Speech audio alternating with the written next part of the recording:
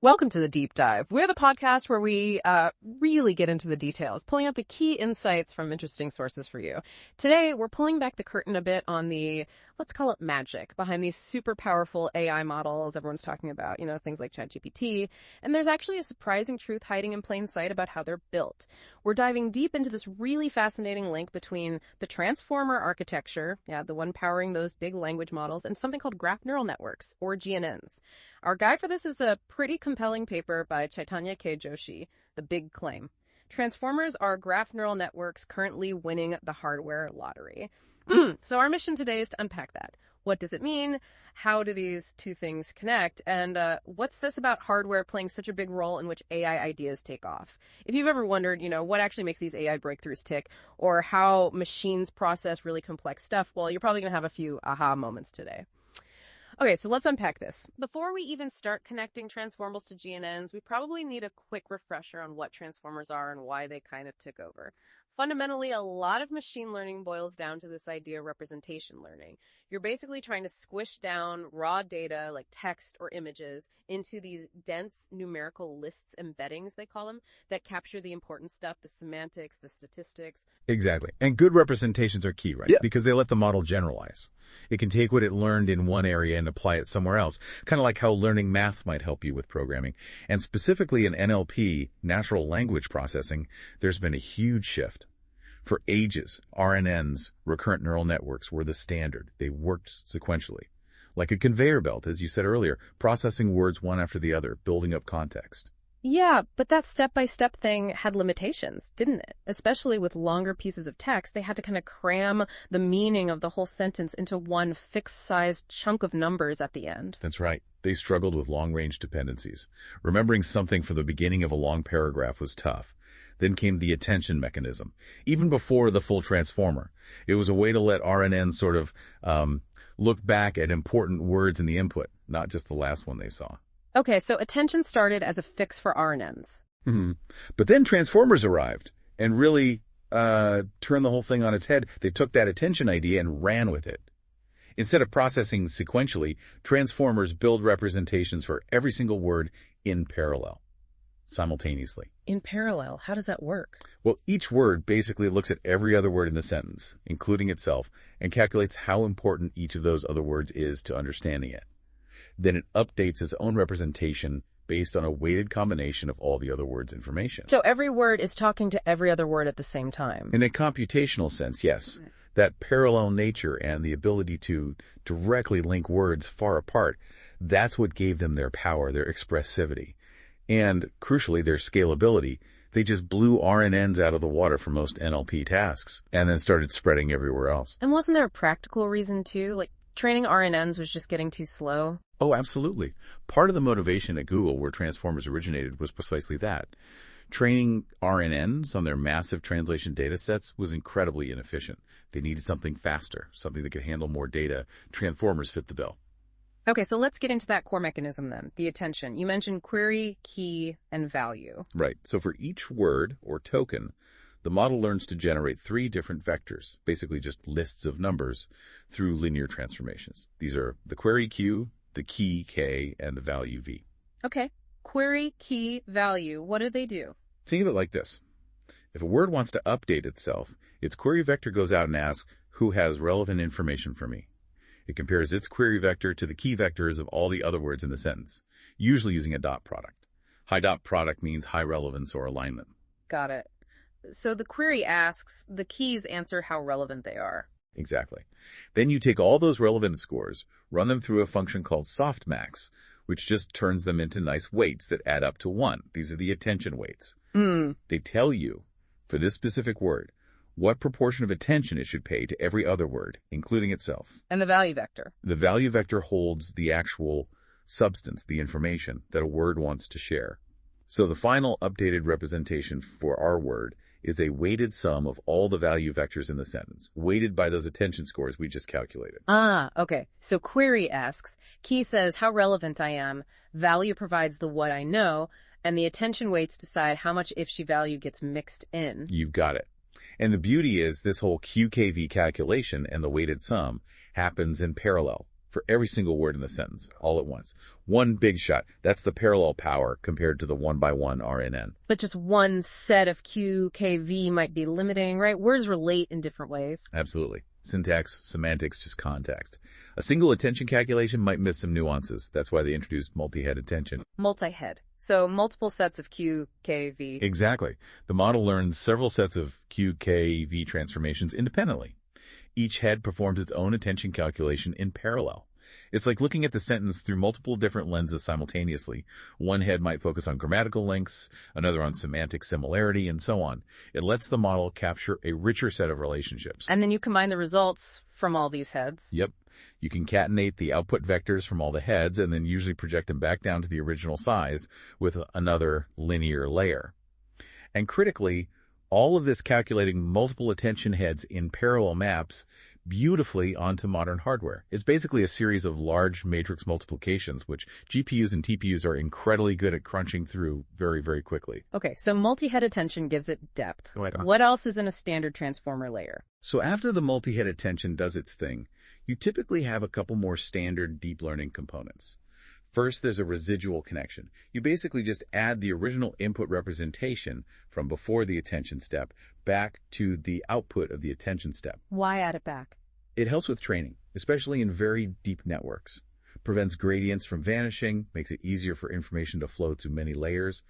Then there's layer normalization, which also helps stabilize training. And finally, the output goes through a token-wise multi-layer perceptron, or MLP. It's sometimes called a feed-forward network. Token-wise, so each word's representation gets processed independently by this MLP. That's right. It's like a little neural network applied to each token separately, allowing the model to process the information gathered by the attention mechanism in a more complex way. And it's worth pointing out, these MLPs often contain way more parameters, the learnable knobs of the model, than the attention mechanism itself. Interesting. So attention gets the context. MLP processes it further for each word. Sort of, yeah.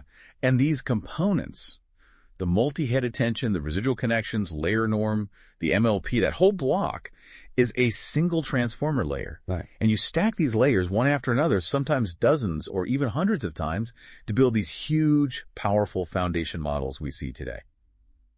Okay, now let's completely switch gears for a moment. Let's talk about graphs.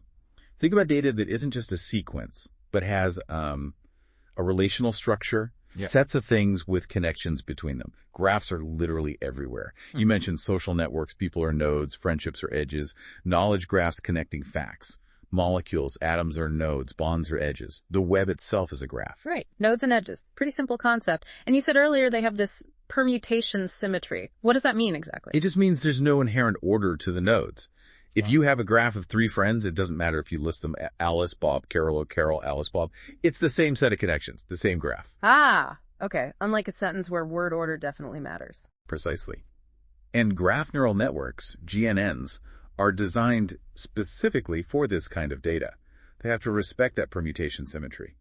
GNNs are deep learning models built to work directly on graphs. They use the graph structure, the connections, to figure out how information should flow and combine. They're used for all sorts of things, like predicting molecule properties or recommending friends on a social network. So how do they actually work? How do they use the structure? The core principle is usually something called message passing. It's an iterative process. For each node in the graph, it does roughly 3 things in each layer. First, message construction. Each node looks at its direct neighbors. For each neighbor, the node and the neighbor construct a message.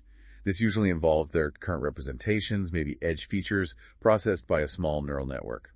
Okay, so nodes create messages for their neighbors, like passing notes in class. Kinda.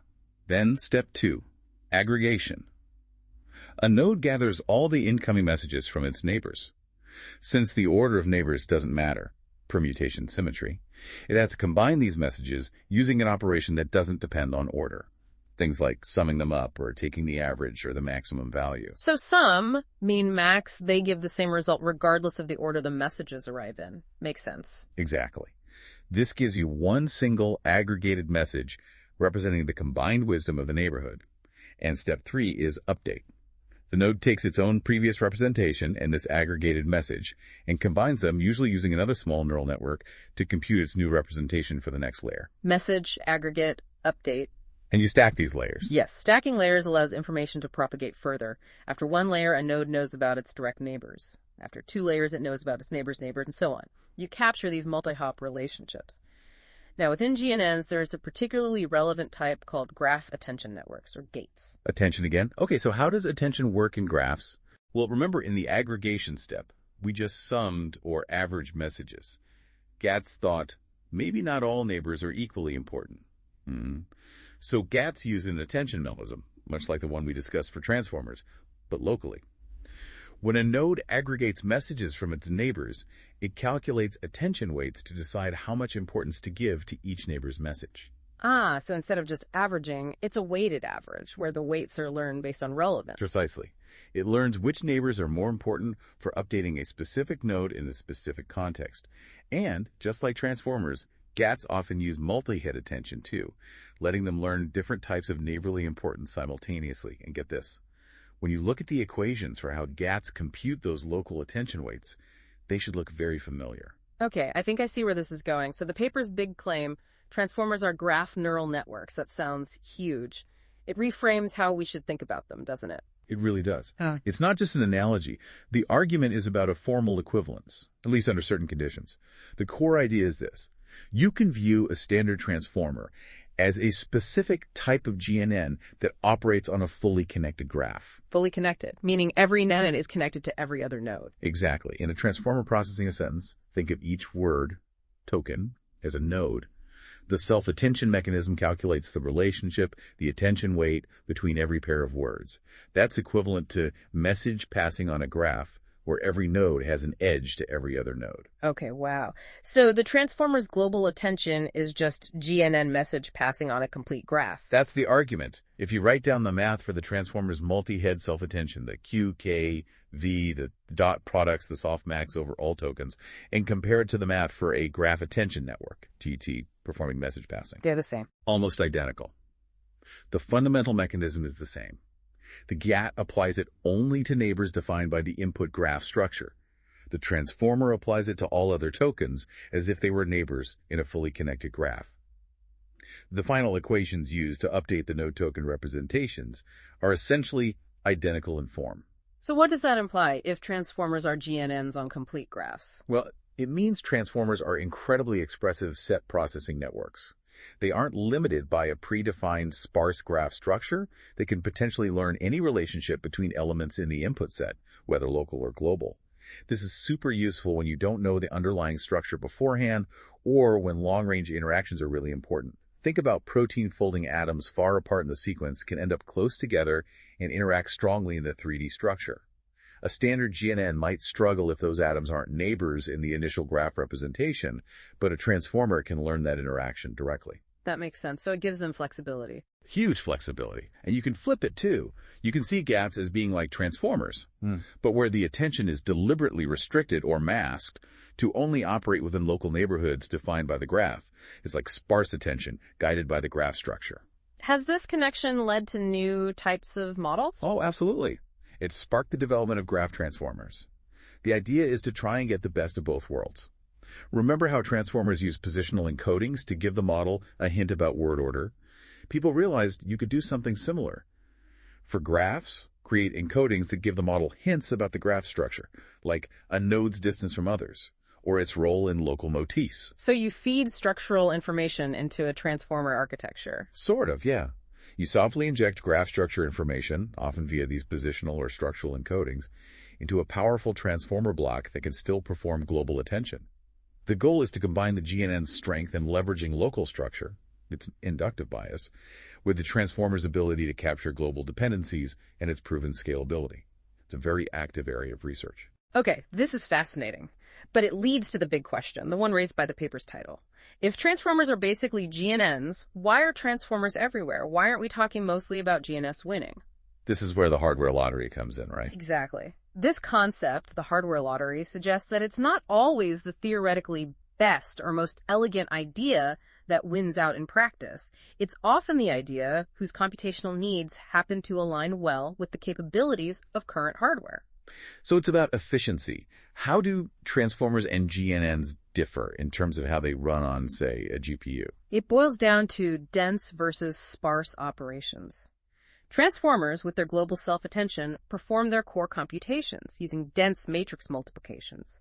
Multiplying large matrices together is something modern GPUs and TPUs are highly optimized for. They have specialized cores designed just for that. It's incredibly parallelizable and efficient. So the transformer's math just happens to be exactly what the hardware is good at. Pretty much, yeah, it's a perfect match. Now contrast that with typical GNNs. They perform message passing over sparse graph structures. A node only interacts with its immediate neighbors, not everyone. Computationally, this involves operations often called gather and scatter. You need to gather information from specific, potentially scattered memory locations, the neighbors, compute messages, and then scatter the updates back. And that's less efficient on a GPU. Substantially less efficient for most typical graph sizes. GPUs prefer operating on large, contiguous blocks of data, like dense matrices. Handling sparse, irregular memory access patterns is much slower. There are exceptions for extremely sparse graphs or truly massive ones where specialized systems come into play, but for many common tasks, GNNs are just slower. orders of magnitude slower to train, often, and harder to scale up effectively on the kind of hardware most researchers and companies have readily available. The engineering effort to optimize sparse GNN computations is significant compared to just using highly optimized libraries for the dense matrix math and transformers. Wow, orders of magnitude. That's a huge practical difference. It really is. And what's maybe even more surprising is that evidence suggests that if you train a big enough transformer on enough data, it can actually learn the kinds of structural patterns or inductive biases that are explicitly built into GNNs, like locality. So the transformer can learn to act like a GNN if needed, given enough scale. It seems so, especially if you give it those hints we talked about, like appropriate positional or structural encodings. You're not forcing the structure on it architecturally like a GNN does, but you're giving it clues, and its powerful attention mechanism can figure out how to use them. So you put it all together. Transformers have this universal approximation capability via global attention, they can learn structural biases, and they run incredibly efficiently on current hardware. Whereas GNNs, while perhaps theoretically elegant for graph data, face practical hardware hurdles. Exactly. Which leads directly to the paper's conclusion. Transformers are, in a sense, graph neural networks. But they're the ones currently winning the hardware lottery. Their expressivity, flexibility, and crucially their hardware efficiency make them the dominant architecture for now. And that brings our deep dive to a close. What a journey. We started with understanding transformers, their rise replacing RNNs thanks to parallel attention. Then we explored graph neural networks, how they use message passing on structured data. Then came that really mind-bending connection, seeing transformers as GNNs operating on fully connected graphs. And finally, the crucial role of the hardware lottery, explaining why the transformer's dense computations give it such a practical edge right now. So, what's the big takeaway for you listening in? You've just got a glimpse into this really deep relationship between architectures that seem different on the surface. And you've seen how practical things, like how well an algorithm runs on a GPU, can fundamentally shape the direction of AI research. It really drives home that point, doesn't it? The future of AI isn't just about clever algorithms on a whiteboard. It's this constant dance between the theory, the mountains of data we have, and the actual silicon chips we designed to process it all. Which leaves us with a thought to chew on. If transformers won this round of the hardware lottery, what happens next? If new hardware emerges, maybe optimized for sparse computations, or something completely different, could the winners change? What might the next dominant architecture look like?